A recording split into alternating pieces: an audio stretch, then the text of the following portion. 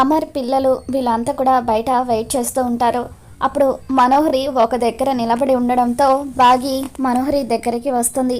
ఆ రోజు నేను కొడైకెనాల్కి వస్తున్నప్పుడు ఎయిర్పోర్ట్లో నువ్వు నన్ను చూసావు కదా అని చెప్పి అంటూ ఉంటే అవును అని మనోహరి అంటూ ఉంటుంది.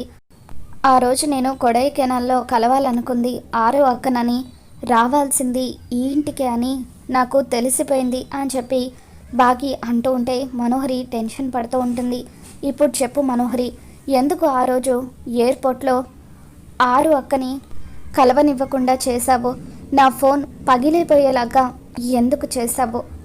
ఆ రోజు నుండి ఈ రోజు వరకు నువ్వు ఆరు అక్క, నేను కలవాలనుకున్న అక్క ఒక్కరే అన్న నిజం తెలియకుండా ఎందుకు జాగ్రత్త పడ్డావు అని చెప్పి బాగి మనోహరిని ప్రశ్నిస్తూ ఉంటుంది.